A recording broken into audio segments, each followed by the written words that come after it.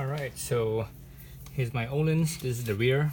I'm gonna adjust the preload here, and I'm also adjusting the height down towards the bottom here. So this is the preload right up here, and that's the ride height. So those are independent. This is how it should be. So this was put in. I can't remember if it was 8,000 miles or 9,000 miles. For sure it was 9,000 miles, but maybe even as early as 8,000 miles. Now I have 3,500 miles. Excuse me, 13,500 miles. So so that should be more than enough time for everything to settle and everything. And it's been riding pretty good. I'm gonna tweak it, fine tune it a little bit.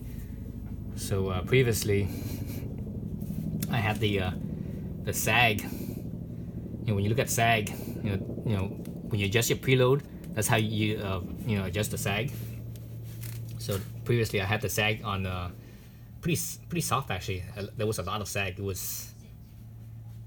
was like 40% or something like that. That's like way too much. Sag should be about 30%. So how you figured out that number is you take the length, the extended travel, the extended when the suspension is fully extended, you take the measurement, right? So I usually just measure the spring length. So for example here, I'm measuring this. So the suspension, the car is up in the air, up on jacks. So so the suspension is fully extended, and here it's showing 230. So 230 millimeters. So that's extended. Then you take that and subtract it from when you let it down and let it sit on the wheels, or the weight on the wheels, and this will compress. Then you take that number. So you take this extended number to the compressed number. Extended number, subtract the compressed number. So the extended number was 230. Let's say it was 230, and I subtract. Let's say the compressed number was say 190, for example. So 230 minus 190 is, I don't know, what is it? 230 minus 190 is what, 40 millimeter difference, right? Is that right? Yeah, that's 40 millimeters. And I'm just making this up. The only number that I know for sure is this extended one, because I just adjusted it right now. So 230, let's say it compresses down to 190, so that's 40 millimeters. So 40 millimeters, so the difference is 40 millimeters. So you take that 40 millimeters and the percentage, and what is that compared to the full travel of this suspension. So the full travel of the suspension is 130 millimeters. So basically you divide 40 over 130, and you get your percentage, and that's, your target should be about 30% is what it is. It'll be 0.3 approximately. So that's how you figure out your sag. Okay, so fully extended minus sitting on it, the weight on it, so to get your sag. Then once you have your sag, you divide the sag, the sag over sag divided by the travel of this. So that's your percentage. So you're looking at 30, approximately 30%. You can have a little bit more or a little bit less. I wouldn't have more than 30% sag though. More than that, it'd be, I think, too much. It'll probably bottom out too easily. And you could have as much as, you can make it as firm as 20% sag. But that's like, if you were like in a race car or something like that, on a street vehicle, or on a dirt vehicle like a 4x4 or a dirt bike or something like that, you want ideally about 30%. Maybe on like a high performance race car or something like that, where the suspension is very short, you might want 20% or even 15% only of sag. So that's how you determine that. So anyways, so I just set this at 230 extended. I'm gonna lock it up. All right, I'm gonna lock that up. So let's lock this thing up here. Oops, wrong direction. This direction.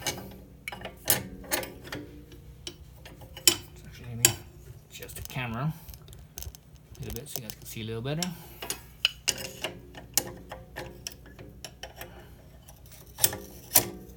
So right now it's fully extended, it's 230. Okay, so that's tight in here. So this, so this preload won't change anymore. So I have my preload at 230 full length in here. So now I could adjust my travel here, because actually before this 230, I actually had it at 240. But 240, the sag percentage was like 40% or something like that, or 40. It was pretty high, so it was actually too soft. So I had to do this. But when you tighten this up a little bit here, making the